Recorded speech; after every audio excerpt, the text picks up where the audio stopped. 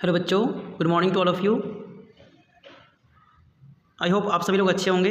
चलिए आज हम लोग रैखिक समीकरण के बारे में पढ़ेंगे कि कैसे इस टाइप के इक्वेशन को सॉल्व करते हैं, हल करते हैं और इसका सॉल्यूशन कैसे लाते हैं। ठीक है, मतलब एक्स और वाई का वैल्यू कैसे निकालते हैं उसको हम लोग आज सीखने वाले हैं। जैसे ये देखिए, यहाँ पे क्वेश्चन है x plus two y is equal to 3 और 2x plus 3y is equal to 5 है।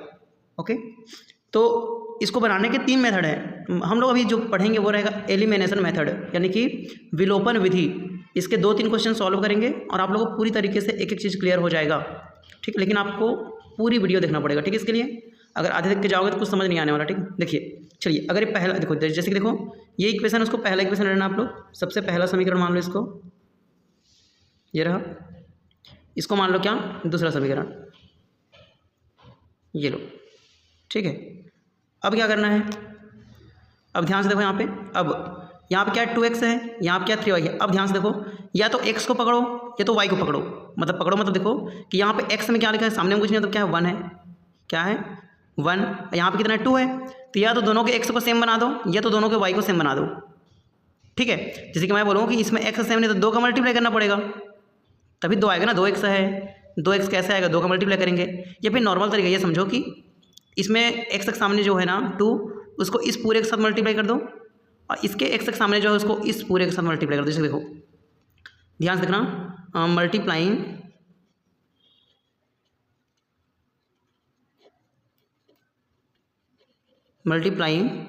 इक्वेशन 1, ये जो इक्वेशन 1 है यहाँ पे समीकरण 1 जो है, multiplying equation 1 by 2।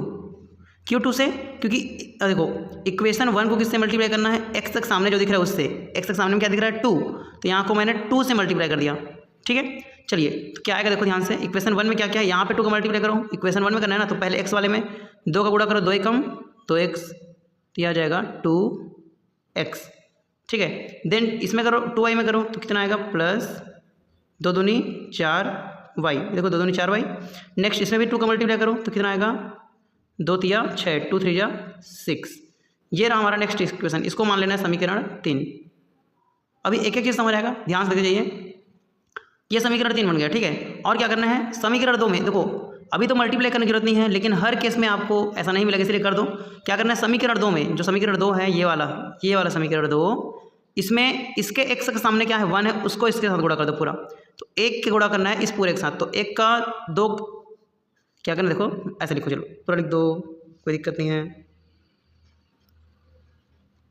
Multiplying equation 2 by 1। अच्छा, इसको हिंदी में क्या बोलेंगे, हिंदी में समीकरण 1 को 2 से गुणा करने पर इसको क्या बोलेंगे, समीकरण इक्वेशन 2 मतलब क्या होता है, समीकरण 2 को 1 से गुणा करने पर। ठीक है, क्लियर है। तो समीकरण 1 क्या है बता दो मुझे, समीकरण 1 क्या, समीकरण 2 को किससे 1 से कर रहे हैं, तो ये रहा हमारा समीकरण 2 इक्वेशन 2। इसको 1 से करो, 2 एकम 2x, ये लीजिए 2x। ठीक है, क्लियर है। उसके बाद 3 का करना है, 3 एकम 3y, तो प्लस में लिखो 3y।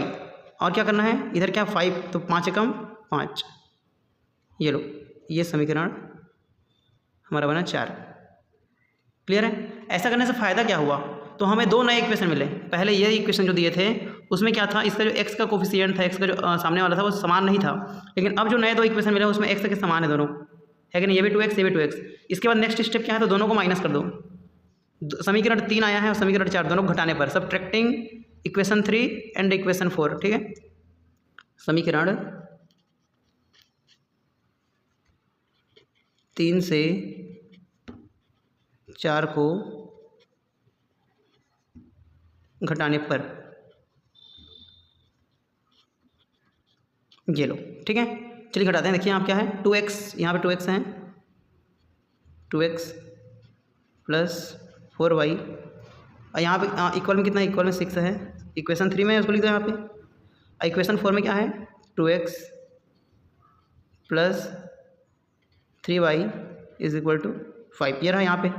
ठीक है, अब इन दोनों क्या कर रहे हैं, घटा रहे हैं। अब यहाँ पे ध्यान देने वाली बात है कि जब किसी चीज़ को घटाते हैं ना, तो जो भी नीचे में साइन है, कुछ नहीं मतलब क्या प्लस है, तो उसका माइनस बन जाएगा।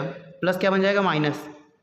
ठीक है, ये भी प्लस में था माइनस, ये भी प्लस था माइनस, अगर माइनस रहता तो क्या बनता प्लस, ठीक, उल्टा कर देना साइन को। अब यहाँ पे भी 2x प्लस में है, ये पूछने मतलब क्या प्लस में है, और ये किस में बन चुका है माइनस में, दोनों कट जाएंगे, प्लस सेम सेम रहता है और प्लस माइनस रहता है तो कट जाता है, ठीक है। अब ये प्लस 4y है, ये 3y माइनस में है, तो एक प्लस में है एक माइनस में, घटेगा, 4 में 3 गए तो 1y बचा, बड़े में क्या लगा है प्लस 1y, ठीक है, इक्वल, यहाँ पे 6 में से 5 माइनस में तो घट जाएगा, 6 में से 5 गया तो 1, तो y इक्वल टू कितना है कुल मिला के, y इक्वल टू है हमारे पास 1, ठीक है, ये रहा y की वैल्यू, क्लियर है। अब इस y के वैल्यू को या तो इक्वेशन 1 में रखो, समीकरण 1 में रखो, या फिर रखो समीकरण 2 में, या फिर रखो समीकरण 3 में, या फिर रखो समीकरण 4 में, सब में सेम आंसर आने वाला है। तो मैं इसका वैल्यू को समीकरण 1 में रखना हो, ठीक है, पूरा लिखो, y के मान को समीकरण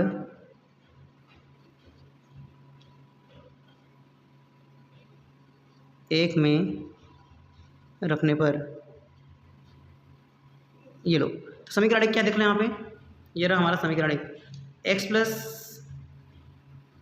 plus 2y is equal to 3, तो यहाँ रख दो x plus 2y equal to 3, ऐसी है समीकरण।